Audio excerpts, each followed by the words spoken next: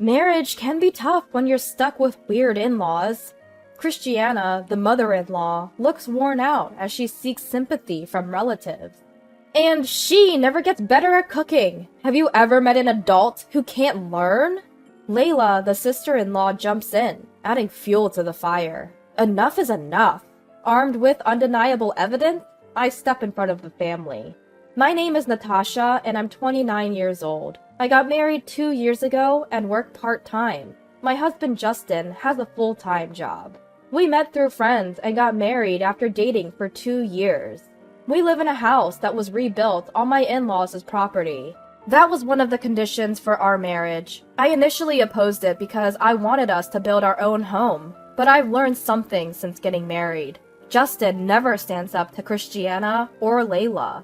He treats Christiana like she's a goddess, which was a shock to me.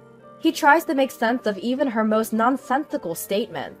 Even when I suggested that living on the same property might be uncomfortable, Christiana shot it down. My opinions are secondary now, though we considered a two-family home. It would be cheaper to build and would save on utilities. But Christiana's selfishness exploded again. She insisted on living alone, complaining about hearing other people's noises, so we ended up building a small, separate house for her. I still don't understand why she was so against it. If anyone should be unhappy, it's me. She even refuses to install a shower in her place and comes over to ours every day. She insists on being the first to shower, claiming it affects her health otherwise. Every day I come home to find Christiana has let herself in and is lounging around after her shower. She even goes through our fridge like it's her own. She complains. At least keep some beer chilled for me after my shower. You're so inconsiderate. So now we end up having dinner together every day. It's like we're living together, except she has her own big room. But that's not the only issue. As mentioned before, Justin has a sister. She's quite a character and very different. Layla is still unmarried, and with her personality, marriage seems unlikely. She doesn't even seem like she could get a boyfriend. Layla is incredibly wasteful. She lives in an apartment 5 minutes away, but only works part-time. She says, "I'll quit my job when I get married, so why work full-time?" But I think the real reason is her obsession with a minor, unsuccessful idol. If you don't work part-time, you won't be able to take free time off. Even though it's a service industry, it's impossible for a full-time employee to take a day off every weekend. For Layla, these events are her top priority. She brags about being recognized at every event. She buys multiple $10 photos, and her room is filled with them. And that's not all. To keep up with her idol events, Layla always shops for secondhand designer goods at consignment stores. So she's always decked out in worn-out, outdated brands. Yet her pride is sky high, and she constantly looks down on me. I'm not into flashy fashion or secondhand items. Still, she snidely comments, "With your plain face, wearing those clothes, you'll just blend into the background." She's got a talent for backhanded compliments. Ever since I got married, Layla has been asking for stuff every time she sees me. Not just clothes and bags, she even takes photos against our home's walls to post on social media.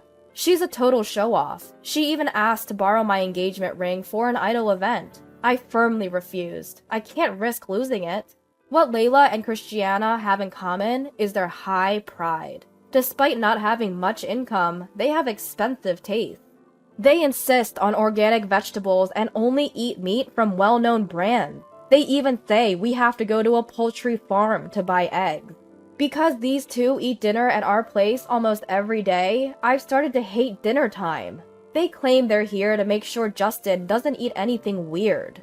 Despite their health-conscious talk, both are surprisingly overweight. They must have a lot of snacks at home, and they take out their daily stress on me. Their demands make no sense. For example, they say, "Wash the curtains once a week! Dust and allergies will make us sick if you don't vacuum every day." I think twice a year is enough for the curtains. I've never seen anyone wash curtains weekly. We're two adults with dual income. Our house stays clean without daily vacuuming. They just want to complain about something. And yet their own homes are filled with clutter. There's no way someone with a dust allergy could live in such a place. You might wonder why I married into this family. Simply put, Justin deceived me. He told me grand lies. First, he said saving money was his hobby. We never splurged on dates, so I believed him. I'm not used to luxury, so his frugal lifestyle felt comfortable. I thought we'd save money to invest in our hobbies. When I shared this with Justin, he seemed very sympathetic. But after marriage, I found out his financial situation was entirely different. He's not the same person I dated. He also lied about enjoying his job. He tries to find excuses to skip work. His company probably knows, and his entire family just wants to work me to the bone. Here's the strange part. Justin told me to quit my full-time job when we got married. He said one condition of our marriage was for me to become a housewife. I was too excited at the time and lost my sense of judgment. I never liked my job, and I had always admired housewives. I saw posts from housewife friends who always kept their homes clean. I wanted to support my family in a sparkling clean home like hers. But once I started married life, everything was different from what I'd heard. First, when we were in the process of rebuilding the house, it turned out Justin had loans, so we couldn't get a mortgage. Even the home builder was surprised. We were told that if we had land, the loan would most likely be approved. About not having any other loans, Justin had lied. But we were already married, and I was determined to build the house. So I lent Justin the money. Before marriage, I never thought I'd be responsible for the debt Justin accumulated while he was single. The silver lining was that I liked to save money and had a decent amount saved up. That's how I could cover Justin's debt. Otherwise, I couldn't bear it. My savings were almost entirely depleted when we got married, and the day I could become a housewife never came. I had to look for part-time work right away. Fortunately, I found part-time work quickly, as long as I wasn't picky about the hours. Even with a day's income, it's tough to get by on Justin's salary alone. Plus, we want kids someday, and we need emergency funds. So I took all the part-time work I could get. But the people in our house are not cooperative at all. They treat me like a servant. They insist that housework is my sole responsibility. They don't even wash their own dishes. Christiana says part-time work doesn't count as a real job. It's insulting. I want to tell her to try working herself. But if I talk back, even a little, she says, if you can leave, then leave. There's a limit to what I can earn from part-time work. I regret quitting my job. Christiana tells me, you can't live without Justin's income. Women should be more submissive. I don't want to be told to be quiet by the world's most nagging woman, Christiana. I was troubled by the daily harassment from my in-laws. Then something unexpected happened. Layla had a mental breakdown. Apparently, she was deceived by someone she met on a dating app, spent all her money, and was ultimately abandoned. She said she bought him everything he wanted. She spent all her money, even her living expenses, and rent. At that moment, I inwardly laughed at Layla. Was it an illusion that she and Christiana looked down on me so arrogantly? But my laughter lasted only a short while. The impact somehow came back to me. Layla had always been living off part-time jobs. She earned enough for her living expenses, but she had zero savings. Well, she's working part-time. So what can you do? If she can't work because of her mental state, she can't pay rent. Not my problem. She should focus on reality instead of chasing handsome men. She's an adult. She needs to solve her own problems. Given this financial situation, a family meeting was held. Seeing Layla's grim face, I realized how scary illness can be. Christiana and Justin brought lots of Layla's favorite foods, trying to cheer her up. Layla is overweight, so she'd probably be fine without food for a few days. Then Christiana said something shocking to me. Healthy people should work. Natasha, you should send Layla 1.5K a month. I was speechless. Why should I send Layla, who brought this on herself, 1.5K every month? I couldn't wrap my head around Christiana's unexpected suggestion. 1.5K is too much, even for sending money to a college student. It's ridiculous. Then even Justin chimed in. Yeah, let's do that for now. If she doesn't have to worry about money, she'll get better quickly. Right now, let's just focus on her getting better. By the way, most of that 1.5K would go to pay off the debt she'd been accumulating on her credit card. Knowing that, I'm even less inclined to pay or lend her money. Whether she's genuinely sick or just acting, Layla is exuding an aura of unhappiness. If I send her 1.5K, it would eat up most of my part-time earnings. I refused, but the whole family blamed me. Even Justin said, "If something happens to my sister, can you take responsibility?" As if it's my fault she's unwell. Honestly, even if I refused, there's no more money coming from my in-laws. In the end, I had to send the money. Christiana and Layla still don't help with any housework. I wake up at 3 a.m. every day to finish all the housework before going to my part-time job. I send Layla 1K and even pay an additional $500 for her rent. Why should I pay her rent? Well, if she loses her place, she'll end up at our house, which is the last thing I want. Everyone in this house, including Justin, sees me as nothing more than a convenient source of money. 3 months later, Christiana announced that she's inviting all the relatives for a small home party. She said 40 people would be coming. There's no way our house can accommodate that many people. Christiana says, just connect the guest room and the living room. But I don't want to let 40 strangers into my house. In this day and age, social distancing is necessary. I managed to book a nearby restaurant, but I had to handle the reservation, the food, and the payment. Christiana, who's been nothing but trouble, didn't even say thank you. She told me, "You're finally becoming useful. You should thank me, your nurturing parent." At this point, I don't even feel like talking anymore. Relatives often say things like, "You've had a tough day, haven't you?" Or, "Thank you for everything." But Christiana and a now healthy Layla say things like, "Don't praise her too much. She's always such a useless wife. She'll get carried away." It really ticks me off. Then Layla looks at me and says, this is delicious. I'm so glad it's not Natasha's cooking. It's been a while since I've genuinely enjoyed a meal. She's always so careless." "Absolutely. She's always a mess," they say, laughing crudely between themselves. Then, to the still single folks, they add, "You really suffer when you marry a weirdo. You should be more discerning."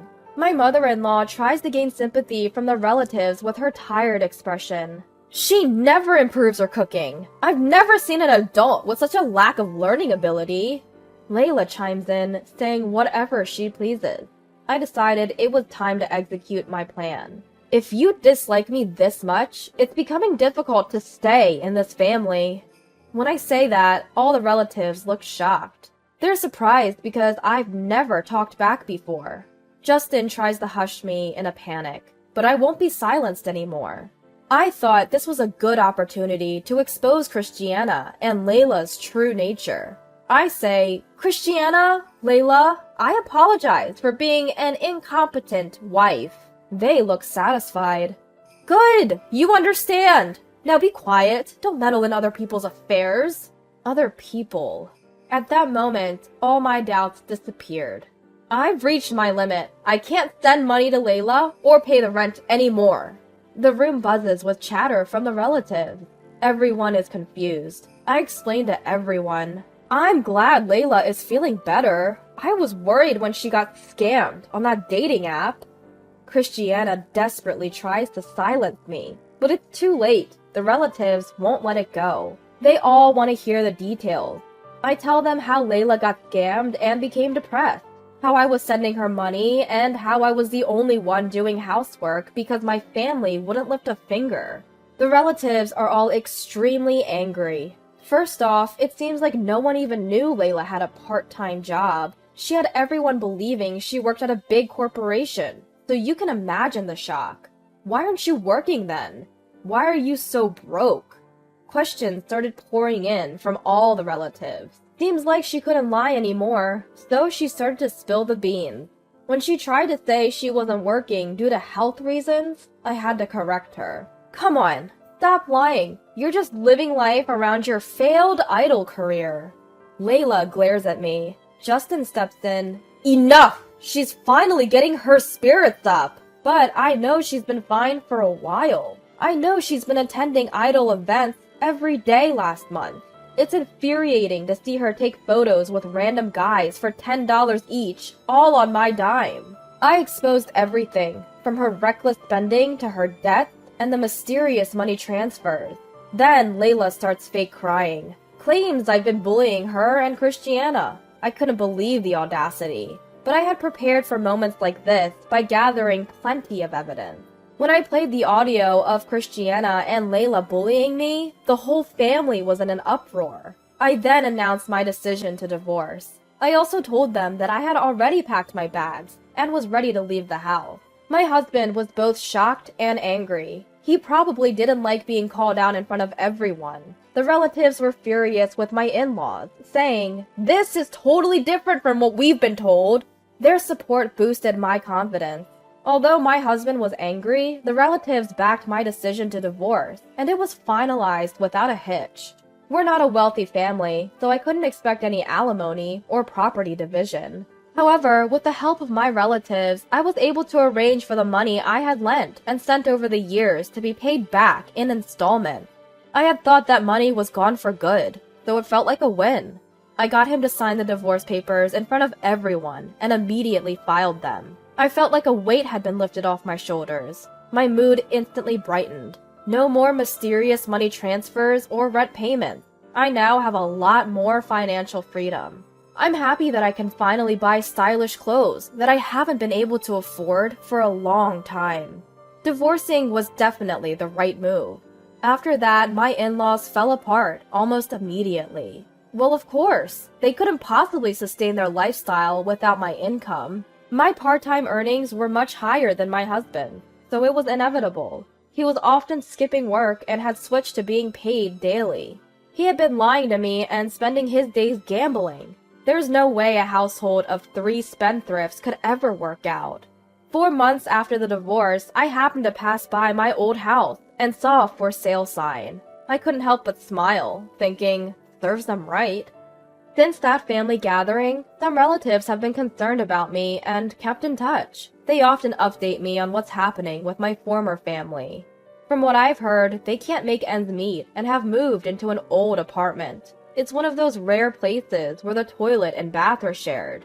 Proud as they are, Layla and Christiana seem humiliated and even more withdrawn. With no money for outings and 3 arrogant people crammed into a small space, it's no wonder they're at each other's throats. Being alone has made me feel free, and I've started to enjoy my work. People around me have noticed that I've become happier, and I think the divorce was a good decision. In fact, I was offered a full-time position from my part-time job, and now I'm financially stable. I'm amazed at how everything has been moving in a positive direction since the divorce. I now have some financial breathing room and am enjoying investing in myself. From now on, I plan to take better care of myself and grab hold of happiness.